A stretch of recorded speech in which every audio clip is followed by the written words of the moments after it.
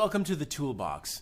In this section, we're going to take a good look at how to organize the concepts that we learned in the first chapter, Getting Started, and how they lay out on the guitar.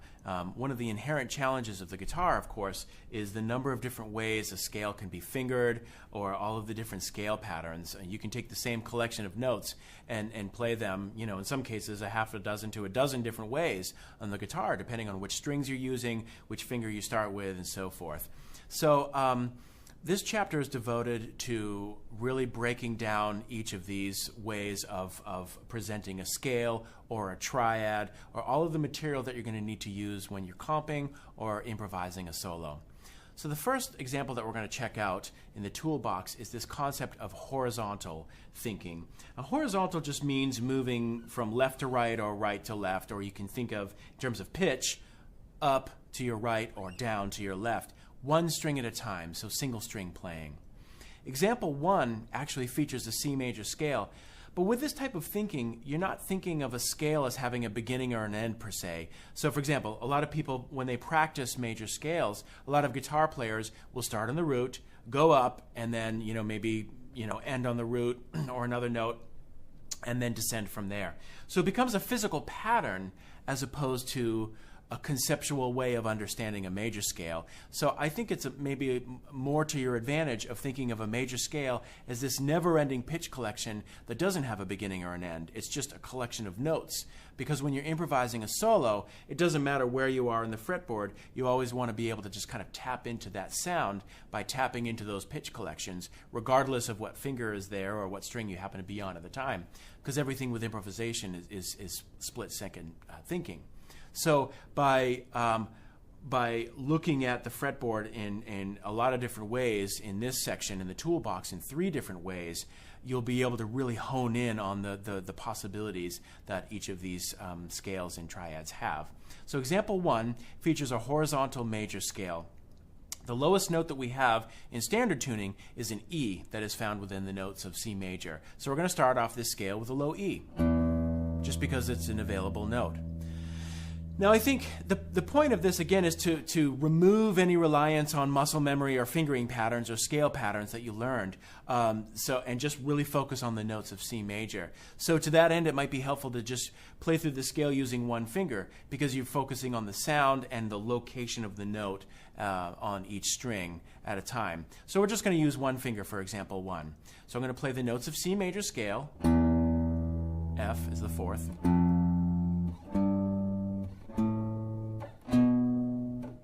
There's our home bass, there's C. And then maybe back down.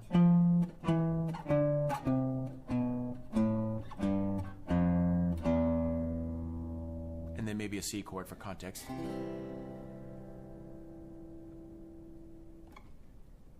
Example 2 features the exact same concept, but now we're playing triad arpeggios, so just 1, 3, and 5 on one string at a time. And again, you can do this with just one finger. The point being to just get the sound in your head, but even more importantly, where the notes are located and the patterns that emerge using this particular concept. So here's example 2. I'm just going to play them with the index finger. We're just going to use the notes C, E, and G and play them on each individual string. So here we go.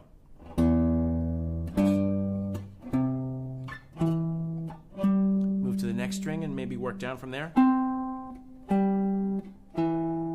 Move to the D string. To the G string. B string. And then finally the high E string.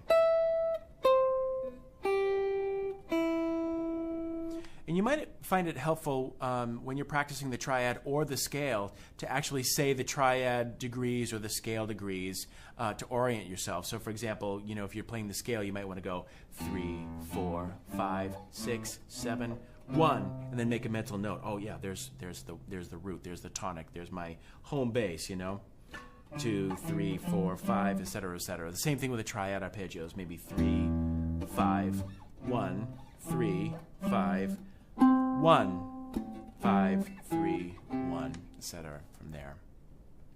Now, example 3 adds another little element of challenge to this by playing double stops. So now all you're doing is combining 2 notes within the triad from example 2 together.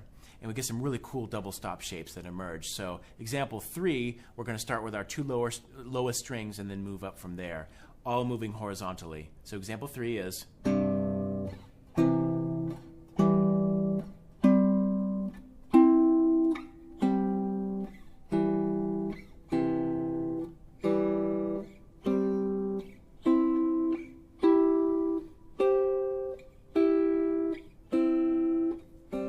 top 2 strings.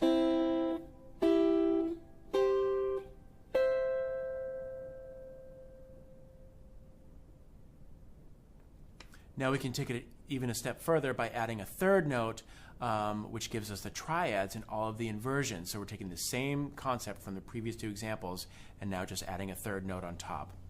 In this case, we'll actually start with a 2nd inversion C triad in closed position. It's a great sound. It's really earthy. It's nice. Okay, so here's example 4, moving through the triads 3 strings at a time, 3 adjacent strings in a horizontal manner.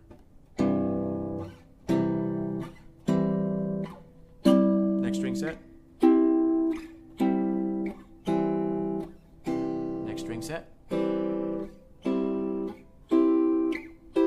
Top 3 strings.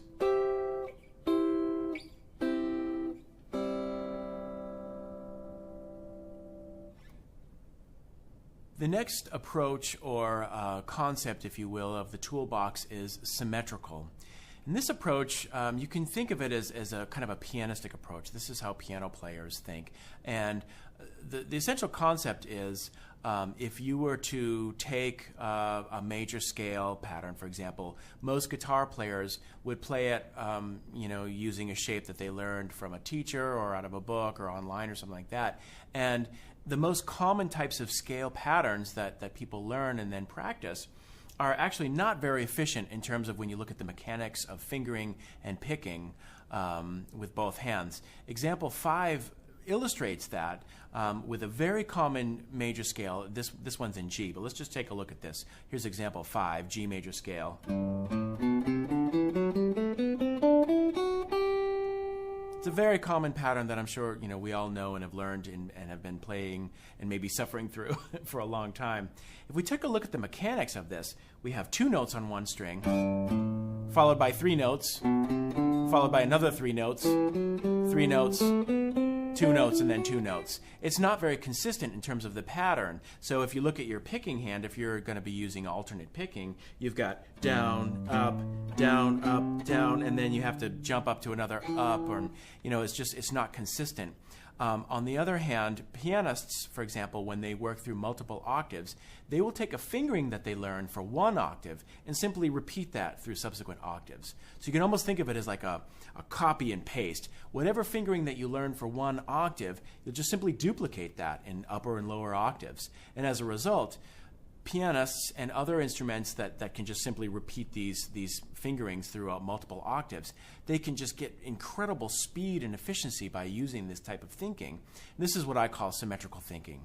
So let's take a look at example 6. This features a symmetrical approach to our G major scale from example 5. However, we're going to break it in half. So if we have a 7-note scale, the 2 note groupings that we would have would be a 4-note grouping and a 3-note grouping, or we could use a 3-note grouping and then a 4-note grouping. Example 6 features a 4-note grouping followed by a 3-note grouping. And all that means is you're going to have 4 notes on one string and 3 notes on the next string. And then you're going to repeat that fingering through multiple octaves. So if we take a look at the bottom octave, the first octave in example 6, we have this, 4 notes all on one string. Now, it doesn't really matter how you finger this. In this example, we're going 1, 2, 4, and then shift 4. So however you finger it is up to you. But what's very important to this concept is whatever fingering you choose to use, you repeat that fingering through subsequent octaves. So this is what I mean. Here's the bottom octave again. We have 1, 2, 3, 4, 1, 2, 4, 4, followed by 3 notes on the next string, and we'll finger them 1, 2, 4. And then we're back home. So our lower octave fingering, our bottom octave is. Now from here, we're back to a G. We're going to repeat that same fingering. So it's like copy and paste right through it. Same fingering. And then home. So the 4 pattern, again, 4 notes followed by 3 notes, is as followed. 4 notes, 2, 3, 4, 1, 2, 3, and then repeat it. 1, 2, 3, 4, 1, 2, 3. Repeat it. 1, 2, 3, 4, 1, 2, 3. So there are a few different advantages to thinking this way. One, you get 3 octaves. 2, it's a very consistent fingering that you'll use, which makes it a lot easier to play. And 3, a third advantage is that you can really visually see this pattern unfold as you move through the octaves, and it becomes a lot easier to organize your thoughts when you go to take a solo. If you want to take a phrase or a motivic idea and repeat it through multiple octaves, it's all right there because you're using this consistent fingering. So again, to show you the typically what would happen if you asked a guitar player to play a 3-octave scale, they would normally do something like this. Okay, I'm cool, but then it's like, and then it all kind of disappears from there, Oh, I'm home. But getting there is a little foggy. This removes that fog, and it's a lot more clear. And it's very easy. Example 7 takes the same concept descending. In this case, we have 3 notes followed by 4 notes. So it's a 3 plus 4 descending pattern. And again, we just have 3 notes followed by 4 notes on a string. So example 7 is, and then move to the next string, then 3 notes, followed by 4 notes in the next string, 3 notes, 4 notes, and then home.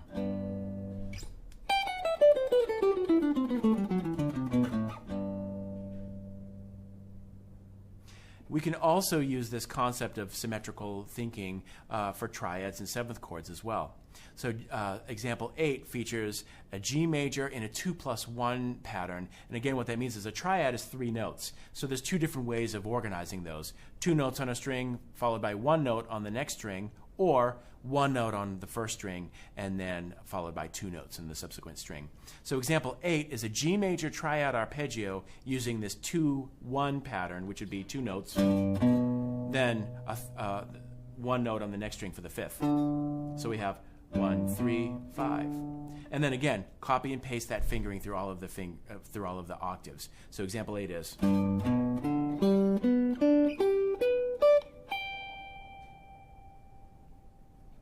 Example 9 illustrates a 1+2 pattern for a G major triad. So this is also a really nice pattern too, and ultimately just go through all of the triad types from the Getting Started chapter and practice those using the symmetrical approach, and then you'll settle on whether you like a 2-1 pattern or a 1-2 pattern, both ascending and descending. So example 9 is a 1+2 triad pattern. 1 note here, followed by 2 notes in the next string. So there's your fingering. When you copy and paste that, it's all together. Example 10 illustrates a 4-note arpeggio, and these are really nice because 4 subdivides evenly into 2+2. So we can have our 1 and 3rd on one string, and then the 5th and 7th on the next string. So the G major 7 arpeggio 2+2 pattern, ascending and descending, in example 10, looks and sounds like this. So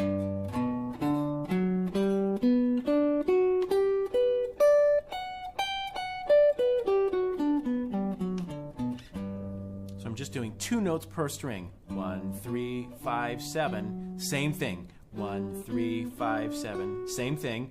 1, 3, 5, 7. And then home. And then coming down, it's going to be 2 notes for each string. So now we're just going backwards, or descending. 1, 7, 3, 5, or 5, 3. 1, 7, 5, 3. 1, 7, 5, 3. It's a nice and easy way to get through multiple octaves. All right, so our third approach in this toolbox is going to be what I call a vertical approach. And that is probably the most familiar of the three for guitar players. And a way of thinking vertically is just moving across the strings in position. So this is an approach that many of us are already accustomed to and learned how to play guitar in this fashion. So as we did with the horizontal and symmetrical approaches, let's just take a look at how scales lay out, how triads and seventh chord fingerings emerge and present themselves using this vertical type of thinking. Example 11 takes a C major scale and just uses this kind of like an open or first position here.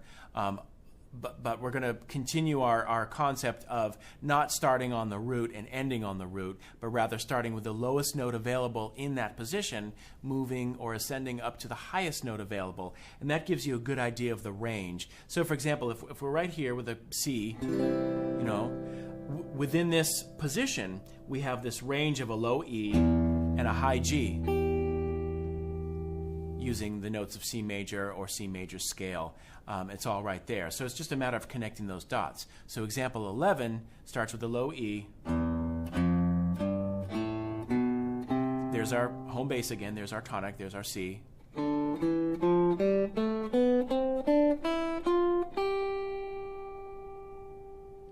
Example 12, we just move up to the next position. And again, you're not really thinking of a fingering or a pattern. It's just, you're basically just moving to another region or area of the neck and then just playing the notes where they happen to be, the notes of C major.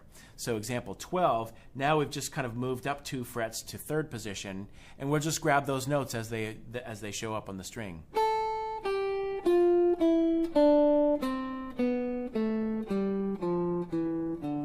There's our tonic C again. So examples 11 and 12 together are move to the next region, and so on and so forth up the neck. Now example 13 takes this vertical concept and explores triads using this. So this is really nice because you can really get all of the different areas. You can get a wide range of triads moving across the neck. So this example in 13 outlines 3 general areas of the neck. So here's the first position. Then we're going to move to this next region, move to another region, and then finally our last region. And you'll notice that where we end is exactly the same as how we started. So we have our first region, our second area, and then our third area before it repeats itself. So we're taking advantage of one of the few advantages to take when playing guitar and learning all of these shapes. So finally, in example 14, we can take this vertical concept and apply that to triads and really knock out all of these triads and inversions all over the neck. And once you practice this, I think in a relatively short amount of time, practice slow and just really understand each one, but with just a little bit of concentration and focus, you will remove all of the dark spots or the foggy spots on the guitar neck where you just kind of like, I don't know where I am. This will really help develop this clarity all over the entire range of the fretboard using all 3 of these approaches. So example 14, vertical triads is our next area, our next area, and back home.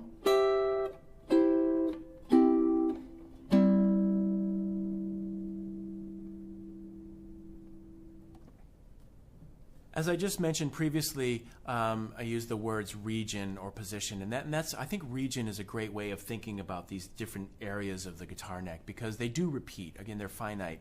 And the next part here in the toolbox is exploring regions of the fretboard, specifically exploring triads and seventh chords, how they lay out on the fretboard. So the following examples 15 through 20, basically lay out the 3 regions of each triad type, going back to our original 6 triad types.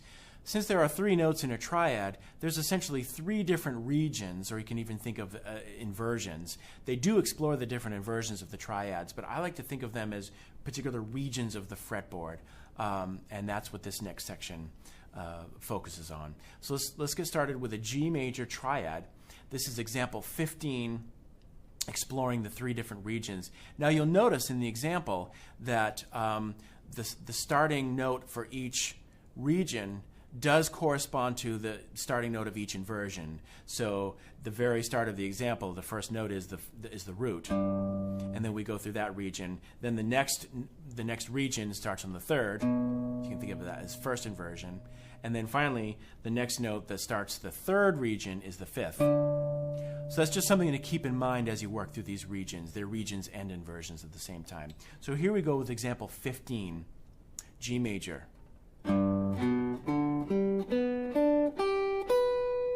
The next region. And finally, the 3rd region starts on the 5th. And with each of these regions, I'm sure that you'll find some familiar ground here. You know, for example, if you put the notes in the first region together, you have your bar chord. And the second region features this shape, which you'll recognize as a C shape. And then the 3rd region, you have this bar chord, the root 5 bar chord in there. So you're already familiar with a lot of these shapes, but we're really focusing them as they relate to a particular triad or 7th chord and inversion and region. Example 16 takes a look at the same, it runs through the same thing, but this time using a G minor triad. So here we go, example 16. And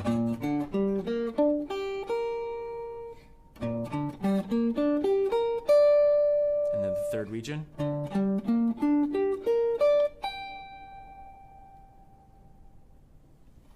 Example 17 shows the 3 regions for diminished. And as you work through each of these different chord types, pay attention to what changes, what stays the same, and what changes as you work between each of these triad types. So here's G diminished. And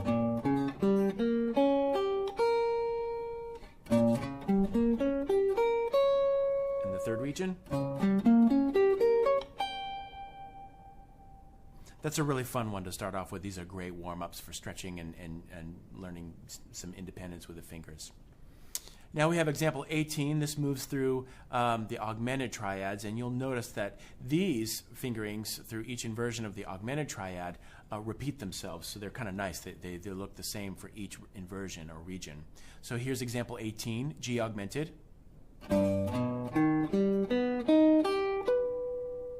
Second region looks the same.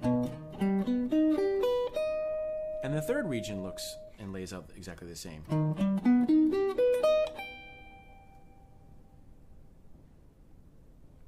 Example 19 works through a G sus4 in 3 different regions. Here's the first region.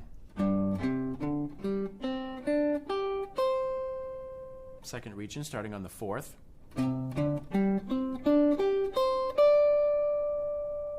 And the 3rd region starting on the 5th.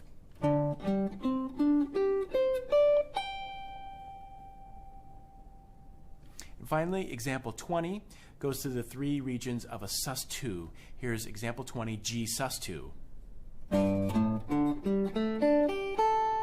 Starting on the 2nd and the 5th.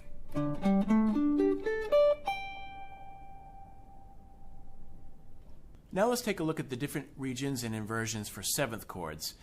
Since there are 4 notes in a 7th chord, we have an additional inversion, the 3rd inversion, with the 7th in the bass. So again, running through those inversions for a 7th chord, we have root position, roots in the bass. First inversion, the 3rd is in the bass, just like triads. The 2nd inversion has the 5th in the bass, or the lowest note. And then when the 7th is in the bass, we call that 3rd inversion. So because there are 4 notes in a 7th chord, or 4-part chord voicing here, with the arpeggios, there's actually 4 different regions. We'll start each region on the 1st, the 3rd, the 5th, and then finally the 7th. So you'll notice in your examples here, there are 4 different measures or 4 different regions for each of these inversions. So let's start off with example 21 with our G major 7th chord. And again, it's not listed in the example here, but you may want to just play a chord voicing for each different chord type, just to get that sound in your ears. So we'll start off, here's a G major 7. Here's region 1. Region 2, starting on the 3rd. Region 3, starting on the 5th. And then region 4, starting on the 7th.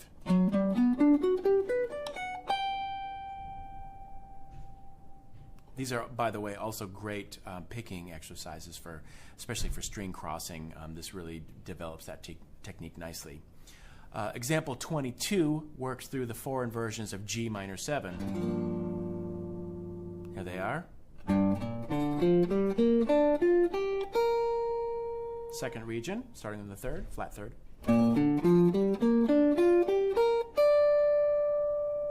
Third region. And finally the 4th region, starting on the 7th, or flat 7th.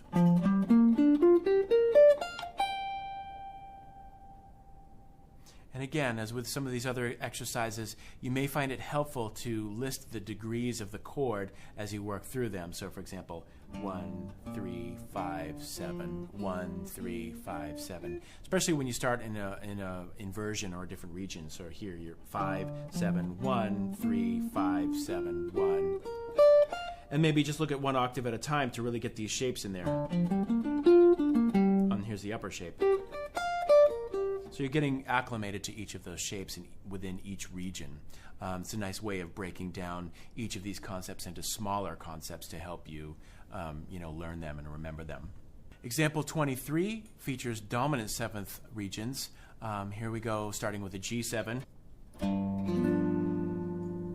First region.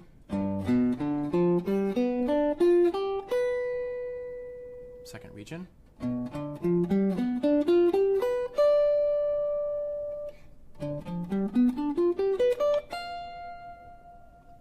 Finally, the 4th region.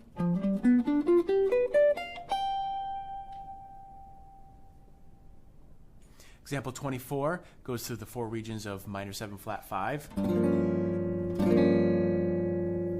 Here we go. First region. Second region. Third region. And 4th region, starting on the flat 7.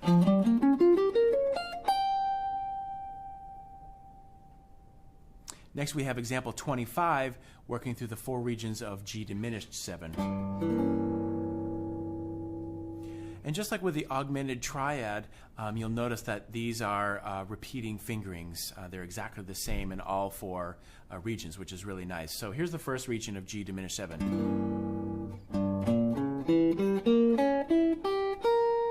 Second region, same fingering. Third region.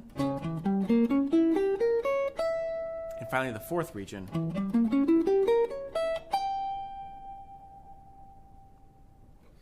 So we just went through all 4 regions of the 5 most common 7th chord types. Example 26 now gives you the first region for the other 7th chord types that we explored earlier.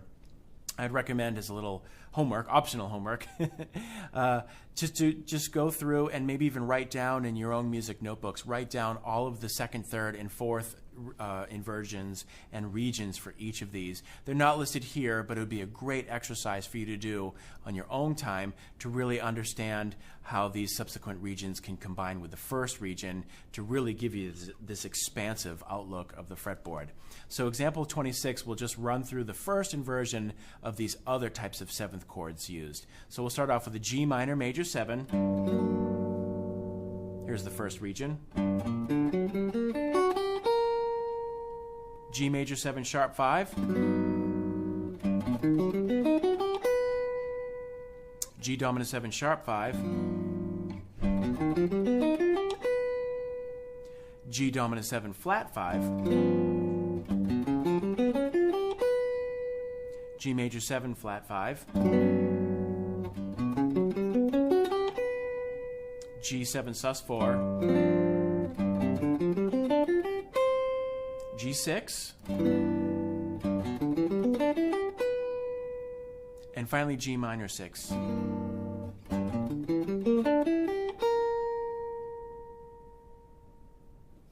Now let's take a quick look at your sidebar. This sidebar offers an overview of the caged system.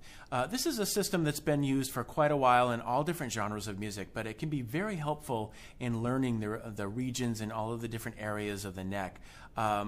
If you're not accustomed to caged or you've never heard of that before, it's explained in detail in your sidebar. But essentially what it is caged refers to 5 different chords that are probably the first chords that you learned on guitar: C, A, G, E, and D, so on and so forth.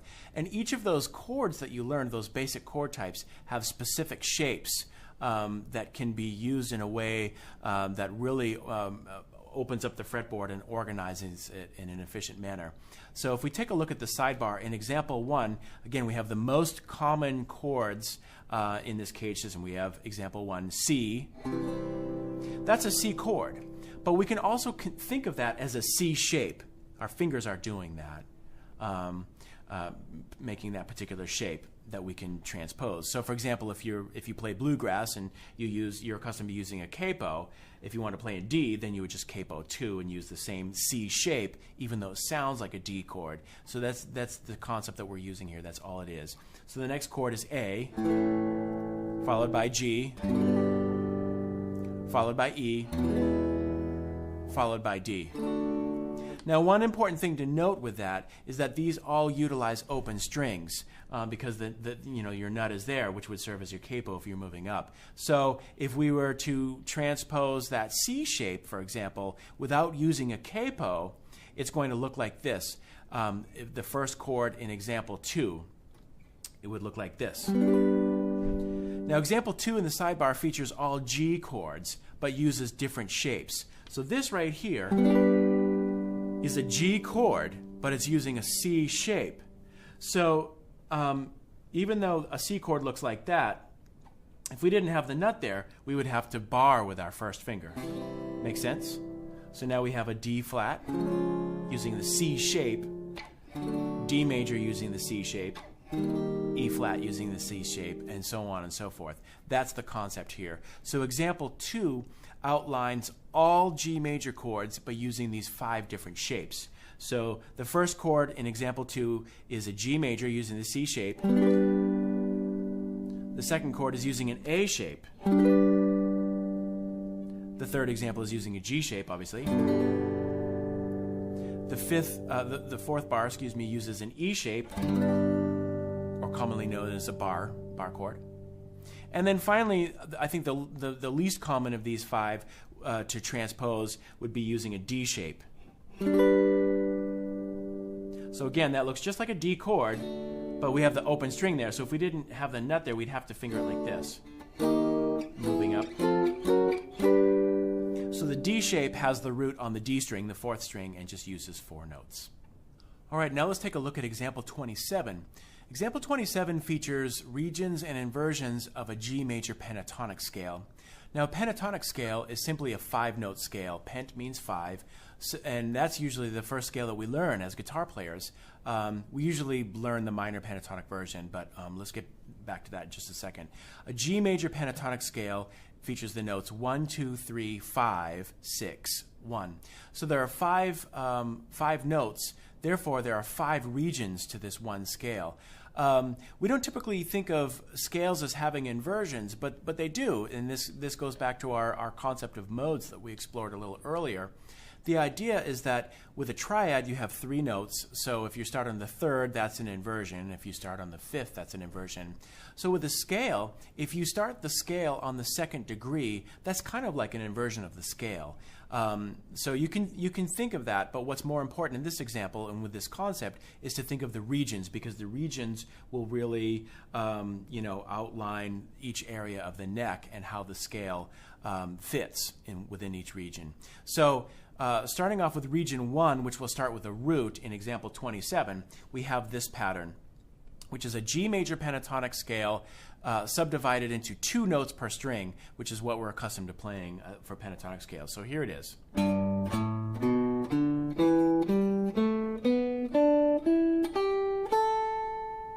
just playing the notes of G major pentatonic 2 notes at a time, 2 notes on one string. So if we take a look at the next bar, we'll call that region 2, and we're playing the exact same notes of G major pentatonic, but just starting on the 2nd degree, or more importantly, outlining a new area or region of the neck where these notes will be found. So here's region 2. There's our home bass, G tonic.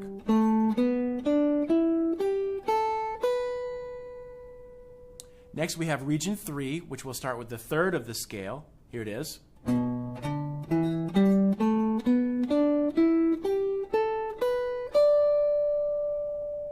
Next we have region 4.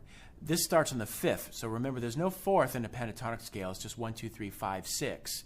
But we'll call this the 4th region because it's a 4th area. So we've got 1st area, region 2, region 3, and now this is the 4th region, starts on the 5th. So here it is.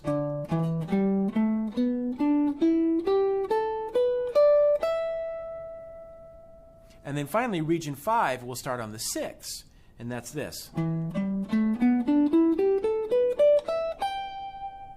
And I'm sure you'll recognize that as an E minor pentatonic scale, which it is. It's the exact same notes as a G major pentatonic. G and E minor are relative major and relative minors. So you can almost think of the minor pentatonic scale that you've been playing and loving for so long as really just kind of an inversion of G major pentatonic or a major pentatonic, because eventually we want to combine all 5 regions so that when we're playing a pentatonic scale, we can easily and very freely move all over the fretboard, combining each region one at a time. Following up on example 27, you'll notice that each region of the G major pentatonic scale will correspond to each of the 5 cage shapes that we checked out in the sidebar. So for example, region 1 of the pentatonic was, and that you can think of that as being extracted out of this, which is a G major chord using the E shape. The second region is this, and those are extracted out of the D shape. The third region uses the C shape. The fourth region uses the A shape. And then finally the 5th region used the G shape. And there you can really see that E minor pentatonic and G major pentatonic cohabitating together. In example 28, we take a look at the same concept, but now we can apply the full scale. So using each of these cage shapes, you can extract the full G major scale out of it. So with example 28, we have region 1, which is pulling a major scale, which is just a major pentatonic scale, adding 2 notes now, the 4th and the 7th degrees. And we can stay in this position and just play the notes. And this is very important with jazz improv because a lot of lines you will simply extract out of chord shapes. And we'll see later on that way if you have a 2-5-1 progression, if you know those chord shapes for 2-5-1, you can pull or extract a lot of lead lines right out of those chord shapes. So now you're not thinking of modes or scales as separate from chords, but they're one and the same. So this, again, is illustrated in example 28, region 1.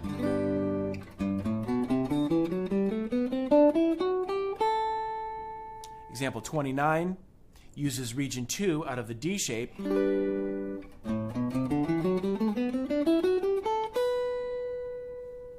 You could also think of that as A Dorian because you're starting on the 2nd degree of G major, but for now let's just think of them all as G major scales starting on various scale degrees. Example 30 takes a look at region 3, which is coming out of the C shape, and the scale pattern is.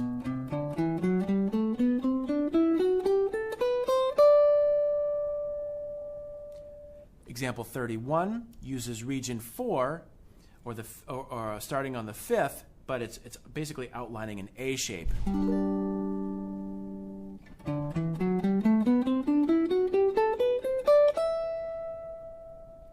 And finally, example 32 outlines a G shape, or the 5th region, starting with the 6th degree of the scale.